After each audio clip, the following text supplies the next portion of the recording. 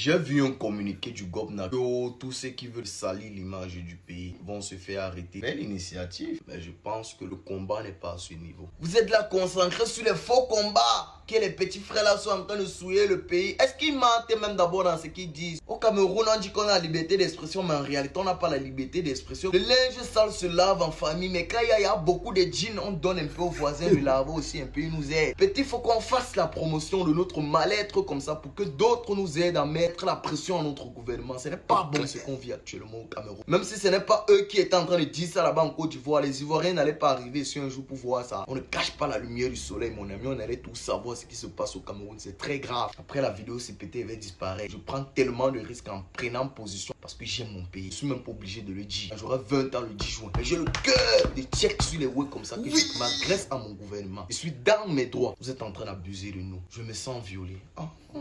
Eneo dépasse Bobda. Je ne comprends pas comment tu as même l'argent pour payer les factures que les gars te volent sur ça. Parce qu'au Cameroun, ce que tu consommes, c'est x2 qu'on fait, on vient te donner. Souvent même x3 si tu t'amuses mal. Ça va faire presque un mois que le service de prépayé ne marche pas au Cameroun. On meurt. Certains Camerounais maintenant ont décidé de tchouquer en direct. Pour ceux qui ne comprennent pas, ils sont en train de voler le courant. Ils n'ont pas de choix. Ils ont l'argent pour payer. Le service est indisponible depuis un mois d'un pays comme le Cameroun. Ils décident maintenant de tchouquer en direct. C'est comme ça que Eneo envoie ses agents. Ça, c'est un truc que j'ai vécu le matin. Chez le voisin, j'ai plié seulement le doigt comme ça que les gars là arrivent un peu dans ma concession. Ils devaient couper les noyaux d'un gars d'Eneo. Donc Eneo est conscient que le service n'est pas en train de passer. Eux, ils ne se posent pas les questions que nous on fait comment. Donc on doit rester dans le noir. Ils envoient encore les agents faire des contrôles. Vous n'êtes pas normaux dans le pays ici. Et vous qui dites qu'on est le fer de lance, vous n'entretenez pas le fer là, ça va se rouiller. Comme vous, on va vous ressembler. Vous prétendez construire des choses pour les jeunes, mais les jeunes ne sont pas au courant de la chose en question.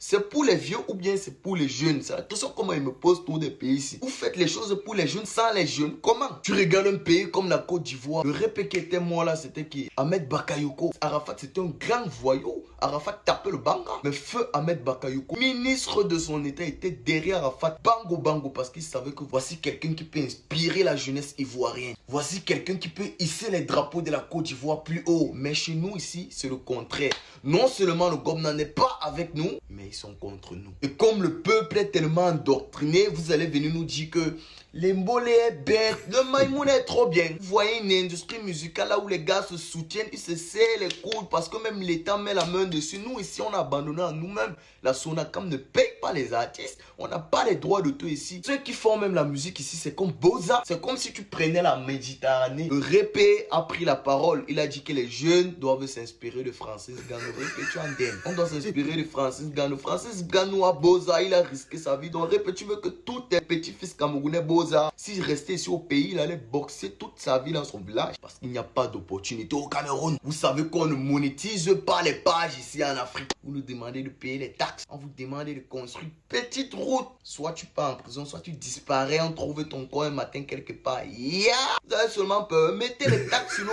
vies, même là. Quand tu respires comme ça, tu le mauvais bébé. Nous, on va payer. Peuple camerounais, agressez-vous à votre gouvernement. Posez les questions à votre gouvernement. Ils vont nous capturer seulement, nous tous, on va voir. J'ai déjà un peu honte d'être camerounais. Pourtant, je ne pensais pas que je devais dire ça un jour. Donc, plus les années passent, nous, on rétrécit seulement. Je ne comprends pas. C'est devenu notre routine. Comme le petit déjeuner, on se lève le matin, on sait qu'il n'y a pas le courant.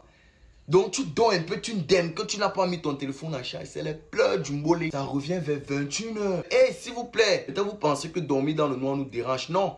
Ne coupez plus en journée. En journée, on travaille la jambe. Si vous pouvez seulement changer, je ne vous demande pas d'arrêter de couper le courant. Vous aimez ça? Les plus chanceux s'en sortiront fous du Cameroun. Parce qu'après le ndem, c'est la mort. On a dépassé même le niveau du ndem. La Côte d'Ivoire est en train de célébrer le cas. Nous, comme les enfants du primaire, nous on célèbre le retour de la lumière. C'est Jésus. On est les sans-papiers au Cameroun. On n'est pas des CNI. Je suis différent d'un Malien qui vit au Cameroun. Eux, si la police les arrête, même on va pas les rafler. Moi, on va me rafler. Parce qu'on va regarder mon récépissé. On va dire que pourquoi ce n'est plus clair. C'est de ma faute que ce n'est plus clair. Le récépissé depuis 2 ans, on renouvelle seulement. Ça va être clair comment, non? Je vous parle comme ça, je ne suis pas en bain. Je suis à Bepanda, il ne me cache pas. Je suis Camerounais à 100%, j'aime mon pays. Si un jour vous me voyez même d'un pays occidental pour chercher l'argent, venir manger ici avec les filles, bah, ça les plaisir.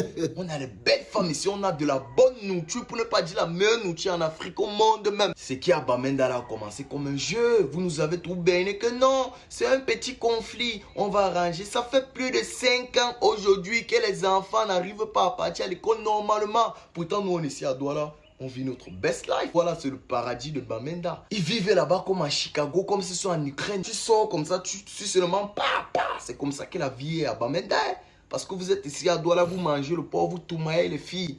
Vous ne connaissez pas ce qui se passe dans votre propre pays. Les gens meurent à Bamenda encore. Imaginez un peu si c'était les gars de Douala qui avaient check comme ça. C'est que c'est la guerre actuellement qui est au pays.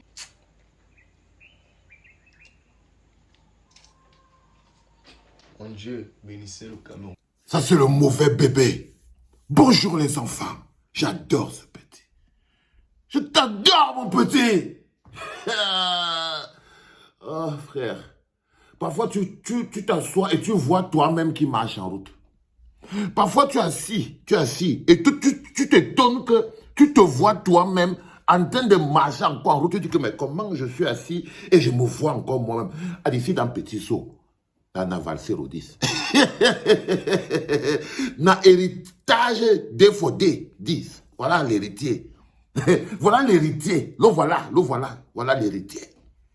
Un mélange de gangsta, d'intelligence, d'artistique et de... Voilà l'héritier, les enfants. Voilà l'héritier. Voilà le petit. Il est intelligent. Il a le bec.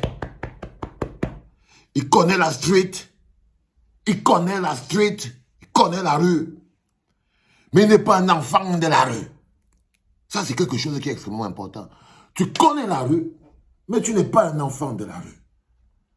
Et quand il se plaint, quand il s'indigne, tu es assis chez toi. Tu sens, non? Puis il faut revenir un peu ici, je vais te montrer le truc que je voulais te montrer, que vous parlez partout, que les plaintes républicaines, il y a les plaintes républicaines encadrées par la loi, qui ne servent à rien à la situation au Cameroun. Au contraire, qui rassurent pour moi que vous ne pouvez rien faire, parce que même pour vous plaindre, vous lui demandez d'abord son autorisation. Après, on va dire qu'on n'aime pas le pays. Après, tu te plains maintenant. Quand on va parler, vous allez nous faire ceci. Après, tu te plains.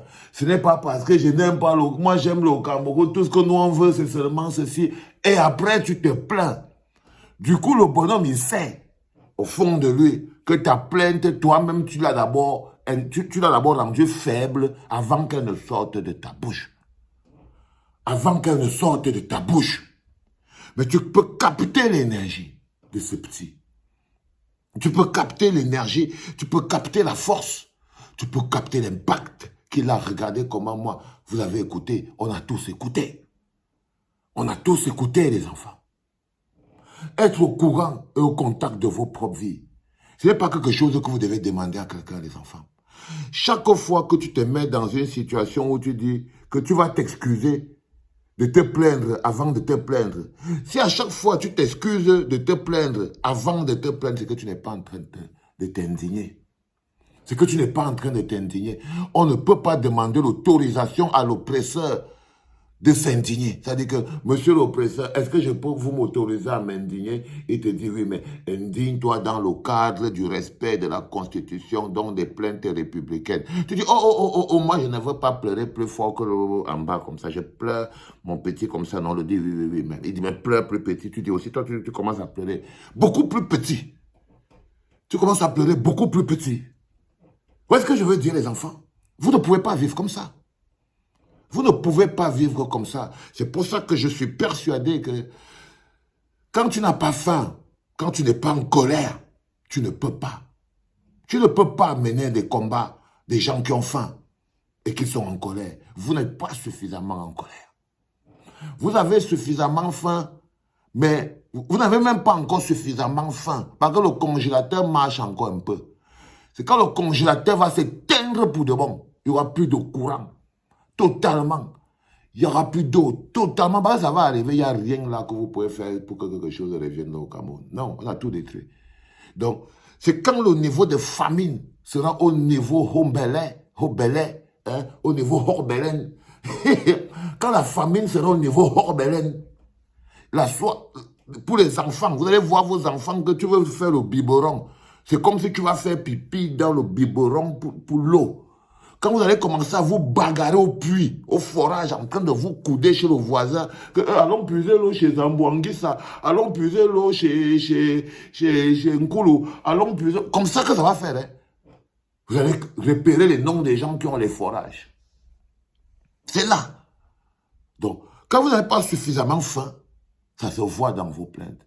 Quand vous n'avez pas suffisamment de rage et de colère dans votre cœur, ça se voit dans votre plainte. Et vous voyez très bien que la différence que j'ai envie de vous expliquer tous les jours sur les plaintes républicaines et les plaintes de quelqu'un qui a faim, elle est fondamentale. Ce gars, on l'appelle au pays le mauvais bébé.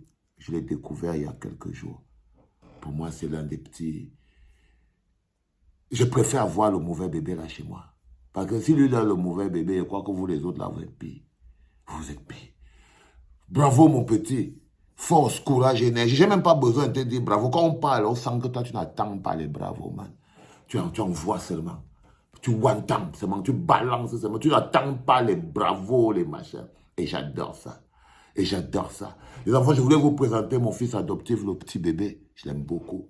Dès que tes parents te virent, t'inquiète pas, je t'adopte, frère. Il a 19 ans. Il a 19 ans. Regarde, nous avons commencé. En 2016, ça dit que fighting. Donc, sur ces 19 ans-là, tu enlèves 3 ans. Tu vois, non? Il avait quel âge? Il avait donc peut-être quelque chose comme 16 ans, comme ça. Non, il avait quelque chose comme 15 ans, un enfant. Les vieux comme vous étiez là. C'est lui qui vient encore charger ça. Il avait 15 ans, 14 ans, quand ça a commencé, le petit mauvais bébé. C'est lui qui vient encore charger ça. Les vieux comme toi, vous êtes là. Quelle honte. C'était papa.